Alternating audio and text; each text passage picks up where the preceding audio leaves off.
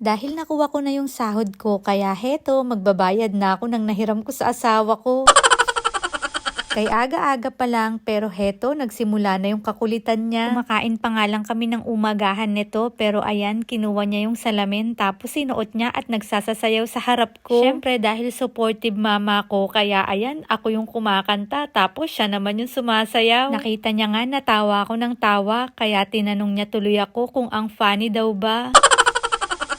Anyway, pagtapos namin kumain ng tanghalian ay heto, niyaya ko na yung anak ko para lumabas dahil plano ko ang mag-withdraw ngayong araw. Napansin ko nga na malapit lang yung JP Bank dito tsaka yung Lawson, mas madali na lang sa akin ang magpadala. Heto nga at excited na ako. Kaso nagtataka ako bakit hindi bumubukas yung pintuan. Wala sa isip ko na nagsasara pala yung bangko. Wala nga akong idea na kapag Sabado ay half day lang sila at kapag naman Linggo sarado talaga sila. Akala ko yung pinakabangko lang yung nagsasara, pati pala itong ATM machine. Agad-agad ko nga rin kinontak yung asawa ko at nagtanong kung saan pwedeng mag-withdraw. At heto nga, pinapunta niya ako dito sa Oasis dahil daw merong ATM machine dito. Hindi pa rin kasi ako masyadong familiar sa lugar, kaya talagang kapag ganito, tinatanong ko agad sa asawa ko. Buti na lang meron mas malapit, kaya heto, agad-agad na rin akong nagpunta. Kailangan ko rin kasing makapag-withdraw para maipadala ko na sa mga anak ko yung pang-allowance nila. Kapag pumupunta kami dito, madalas pinagmamasdan talaga namin ng anak ko to. Pwede mo kasi tong hulugan ng coins tapos aandar yung train na nakikita nyo sa baba.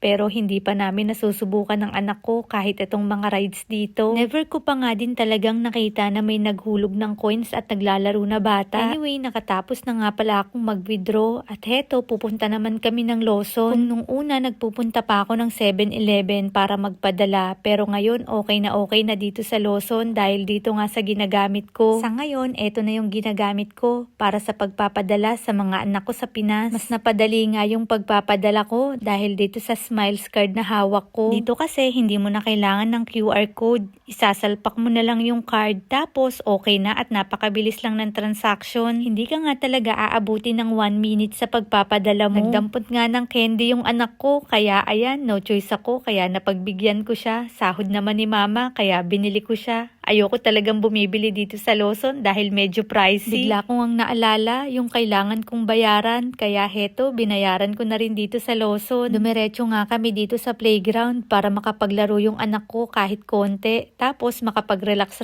na rin ako at kwentahin ko na yung mga dapat kong bayaran. Mas nararamdaman ko talaga ngayon na may kinikita na ako dahil nagkaroon na ako ng mga bayarin. Hindi naman talaga natin maiiwasan yan lalo na kung kumikita tayo. Kaya ako kahit papano ine-enjoy ko na lang at least kahit papano may sarili kong kinikita kahit na may mga binabayaran. Eto nga at nung napagod na siya nanghingi naman ng pambili ng juice. Pasalamat ka na lang talaga at may sahod si mama kaya heto nabibigay ko yung gusto mo kahit papano. Noon kasi naaalala ko nung wala pa akong trabaho kapag pumupunta kami dito madalas talaga nagdadala lang kami ng tumbler para hindi na ako maglabas ng 150 yen. Kuripot na kung kuripot pero ayun yung way ko para kahit papano makatipid kami. Anyway, heto papauwi na nga kami. Sobrang tindi ng sikat ng araw pero napakalamig din naman ng hangin. Muntikan ko pa nga makalimutan yung kailangan kong bayaran sa asawa ko. May pina-order kasi ako sa kanya at sabi ko babayaran ko kapag sahod ko. Kaya eto, kailangan ko talagang bayaran kasi kapag utang ay utang. Medyo nagdadalawang isip pa nga akong ibigay kaso baka hindi na ulit ako pahiramin sa susunod at hindi na magtiwala. Kaya ayan, inabot ko na kahit medyo masakit sa loob ko.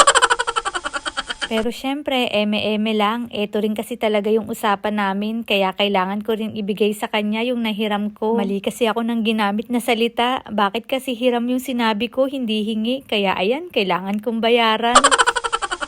Bandang 6:00 nga, heto papunta kami sa bahay ng mga biyenan ko. Nagyaya kasing kumain sa labas, kaya ngayon on the way na kami para magpunta sa bahay nila. Bihira na talaga akong sumasakay dito sa gamit ng asawa kong sasakyan dahil pang dalawahan lang to. Pero dahil nga no choice, kaya heto, 3 talaga kami. May nakasalubong nga kaming pulis, buti na lang talaga pinagtago ko yung anak ko. Mas maganda na nga rin talaga na alerto kesa naman mahuli. Kinabahan nga ako dahil kung hindi ko talaga pinagtago yung anak ko, malamang nahuli mahuli yung asawa ko. Anyway, eto nga rin pala yung isa sa dahilan kung bakit mahigpit yung pagkuha ng lisensya dito sa Japan. Mostly kasi yung mga daanan dito pang isahang sasakyan lang, kaya bigayan lang, at yung daan madalas pababa at pataas, kaya kailangan talagang todo ingat sa pagmamaneho. Naku, paniguradong kung ganito yung daanan sa Pilipinas, ang dami nang nadisgrasya. Anyway, nakarating na nga rin pala kami dito sa bahay ng mga biyenan ko. Namimiss ko nga yung lugar na to dahil dito talaga kami unang lumapag simula nung unang punta namin dito sa Japan. Medyo nahihiya na nga rin ako sa mga in-laws ko, kaya hetong anak ko, tignan nyo, nagkahiyaan pa kami. Bubuksan niya na sana yung pinto, kaso ako pa yung pinagbukas niya. Pati nga pagpasok sa loob, nagtuturuan pa kaming dalawa, samantalang sila ng daddy niya madalas naman magpunta dito. Hindi nga rin pala ako masyadong nag-video kasama yung mga in-laws ko dahil alam ko naman na hindi naman sila sanay ng binibidyohan. Matagal-tagal na rin nung kumain kami ng mother-in-law ko at sister-in-law ko sa labas.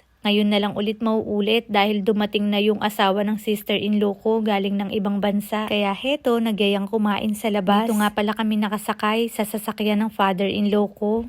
Madalas, ito yung hinihiram ng asawa ko kapag gagala kami or may pupuntahan. Hindi na rin kasi ito madalas nagagamit ng father-in-law ko or ng mother-in-law ko. Kaya madalas, asawa ko yung gumagamit. Pero baka magtaka naman kayo kung bakit hindi bumibili ng sasakyan yung asawa ko.